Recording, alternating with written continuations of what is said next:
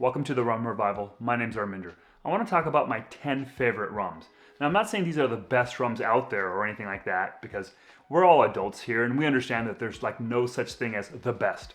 Flavor and aroma, drinking, these are all just like subjective experiences. So instead, I'm just focusing on my favorites, the rums that either mean the most to me because they're tied to a particular experience or memory, or I just think they're really tasty. Also, to be clear, I'm only featuring bottles that I actually own. I've had some incredibly memorable rum tasting experiences, either at bars or at festivals, but that's a video for another day. Alrighty, let's get into this list, which is in no particular order. Now we're gonna start with something that should be fairly obvious if you either know me or if you've watched some of my videos over the last couple of months. This is Rumfire by Hampden Estate. This is a high ester, unaged, overproof Jamaican rum bottled at 63% ABV.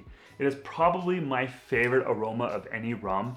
It's like dripping with Technicolor overripe tropical fruits, and the aroma travels. Like you can smell this guy from across the room. Frankly, I think Rumfire might be the most fun rum out there.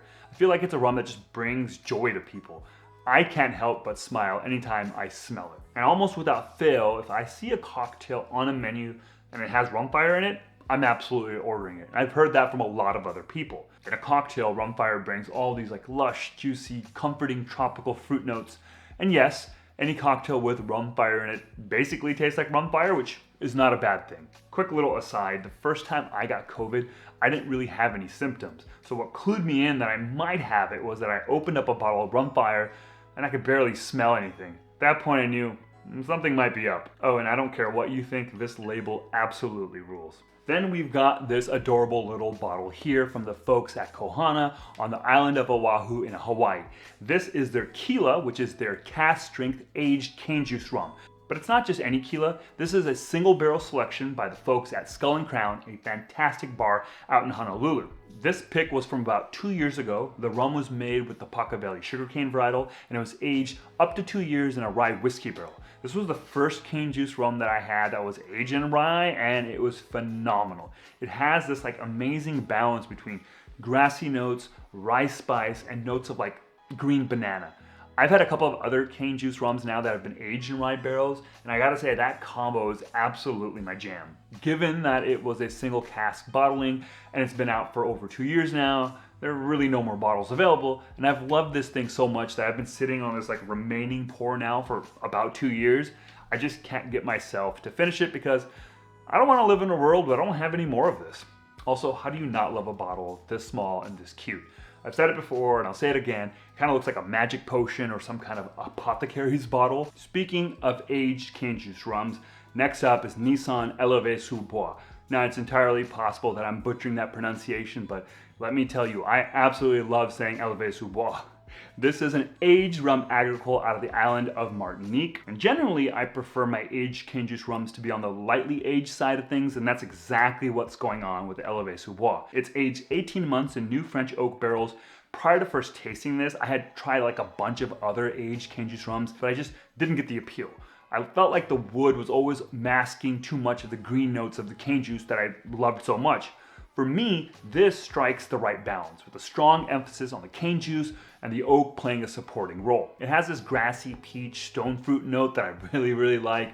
There's a little bit of mustiness, maybe like a touch of cinnamon and almond from the French oak. And maybe it's just the French, but this feels elegant and refined, a little sophisticated. Also, I absolutely adore the shape of these bottles from Neisson. They're unique, but not flashy, but still iconic. And there's something that kind of viscerally speaks to me about the orange of this label and the orangish tone of the liquid. It always just kind of grabs my eye on the shelf, either at home or at a bar. And that orange on orange really just looks kind of tasty. Next up is Uruapan Charanda Blanco. Charanda, like tequila and mezcal, is a domination of origin spirit from Mexico. Now, Charandas are specifically made in certain regions in the state of Michoacan that have a red volcanic soil. And this one is a blend of 50% molasses and 50% cane juice. It's unaged and has this lovely balance between notes of charcoaly ash, lime zest, and some cane sweetness. When I think of this bottle, I think of the summer. This has officially become my go-to spirit of the summer. On a very hot day, probably my favorite thing to drink is a tea punch made with this Blanco over some cracked ice. Just some Charanda, some cane syrup, and a squeeze of lime, and it's sublime. Also, this happens to make my favorite like regular daiquiri, though there's nothing really regular about it, frankly. And as of a month ago, thanks to this book, Tropical Standard by Garrett Richard and Ben Schaefer, it also makes my new favorite summer drink, a frozen strawberry daiquiri. Yeah, trust me, you're gonna wanna buy this book for that recipe. Those frozen strawberry daiquiris manage to be a crowd pleaser while still having depth to them. Oh, and the value on this is crazy. 25 to 30 bucks for a 46% ABV spirit in a 1 liter bottle. Yeah. Oh, and let's be real, I'm also kind of a sucker for the blue bottle. It's a very specific blue matched with a very specific orange, and it just pops. Look, I'm not gonna front. This next one is probably on the list due to recency bias. It's Maison and Velier's Flag Series Trinidad 2002. Now, I've only had this for 2 months now, and it's been top of mind the entire time. It's incredibly delicious, and that's why it's on the list. Ask me 6 months or a year from now, and maybe it won't be on the list, and instead whatever else is new and exciting at the time will take its place. Or who knows, maybe this will still be on the list. We'll see. It has these electrifying notes of lychee and mint and menthol that are such a phenomenal combination. Now, when this was announced, I kind of wasn't interested. First of all, the 20 years of aging didn't particularly interest me. And I hadn't really had a rum from Trinidad Distillers Limited that kind of really blew me away. Now, what I was actually more interested in at the time was the other Flag Series release, the Guyana, that was aged 20 years in a port cask. A Port Moran aged in port. I mean, come on. So I figured, you know what, I'm gonna skip the Trinidad and I'm gonna buy the Guyana. Luckily, a couple of months back, Maison and Velier were pouring both of them at the New York Rum Festival. I had a small pour of the Guyana first, and it was good. But man, the Trinidad just knocked me off of my feet.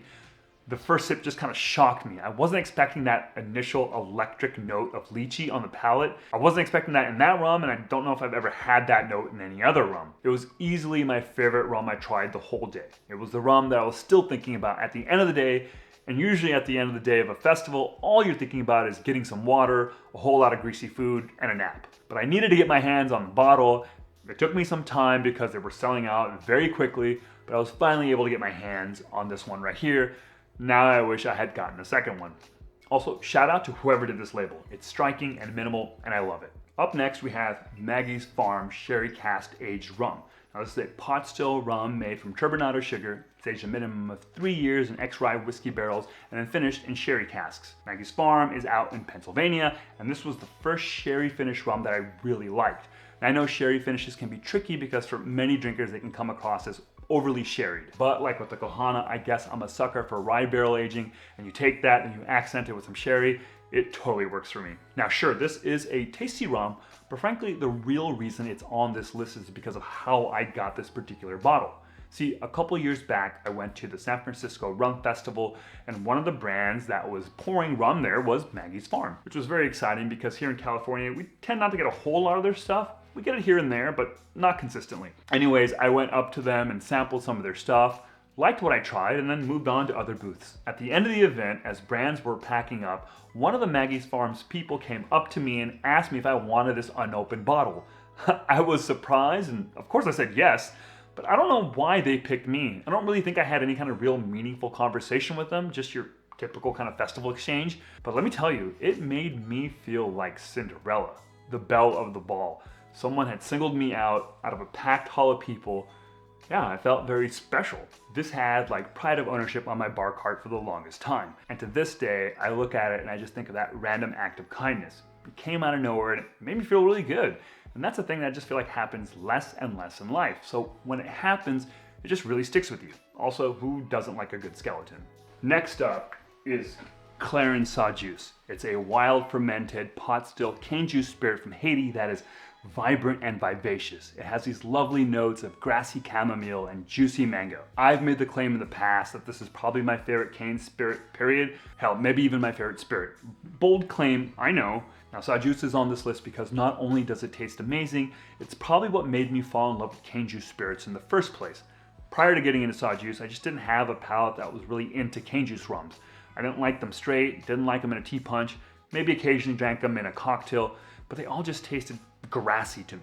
Now, when I first discovered Sajous and the other Clairins in the Spirit of Haiti lineup, they were unlike anything I had ever experienced. Big, bold flavors, but they had a story to tell too.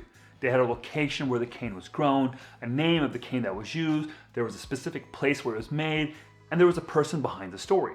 In this case, Michel Sajous. This felt like it had an identity. I felt connected to the liquid inside the bottle before even trying it.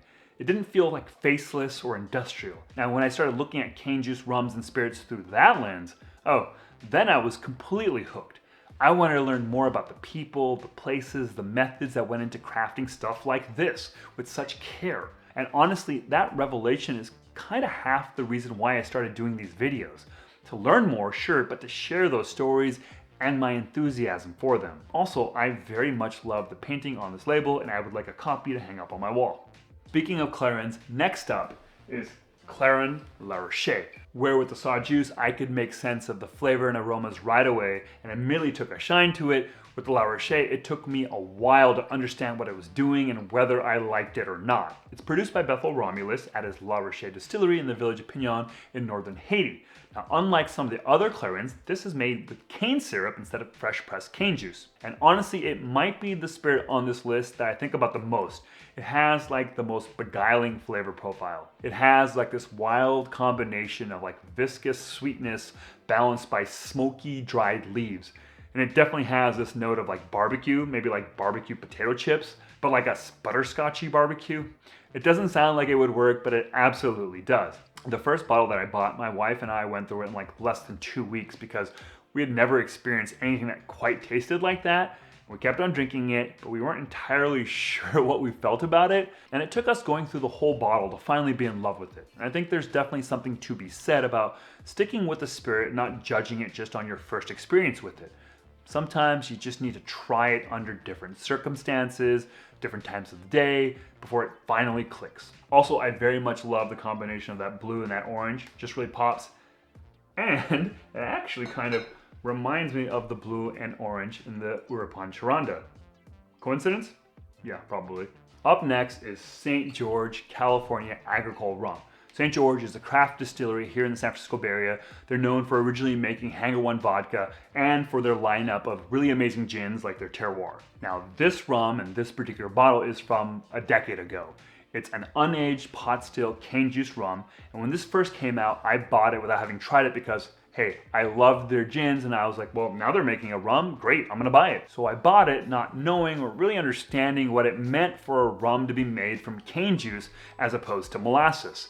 So this was my very first cane juice rum. Took my first sip and man, did I hate it. It was revolting. It was like wet grass and bell peppers and olives.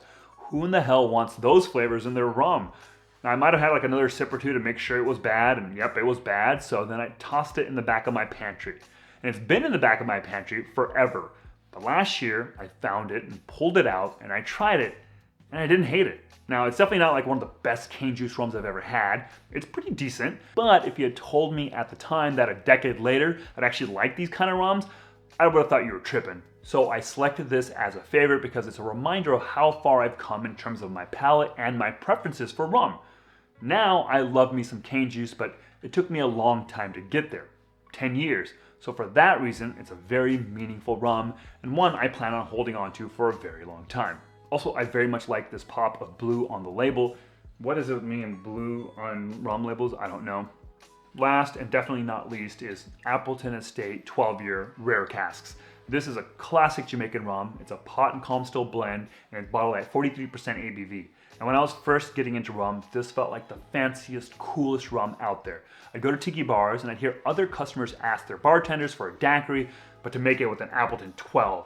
And I was like, what's this Appleton 12 that everyone's talking about? I want to try that. I want to live the good life. This was one of the first fancy or special bottles of rum that I ever bought. It felt like a splurge. And for the longest time, it was the rum I used pretty much in any and every cocktail that I made at home.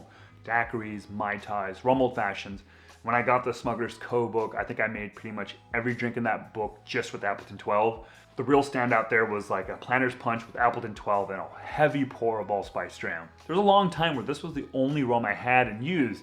Now, my hobby or habit or whatever you want to call it seems to have gotten pretty out of hand, always chasing after like single cast selections and all that. But man, this was a simpler time, but it was fun. I feel like I have this rum ingrained into my DNA. I can taste it without even drinking it. And at the time, this felt like the most funkiest rum out there. Nowadays, it's not a rum that I drink a whole lot of, but it will forever be a special rum and one of my favorites. I love this rum, but I totally miss the old bottle and label. And no, this is an old Appleton 12 year in here. This is actually my attempt at an infinity bottle. it's not good. Well, those are my 10 favorites. Some of them I like because I think they taste great. Others because they are also tied to a memory or an experience in my life that was meaningful, and also because some of them have really great labels or bottles. So those are my 10. I'd love to hear what some of your favorites are. As the kids like to say, leave a comment below. Thanks for watching. Cheers.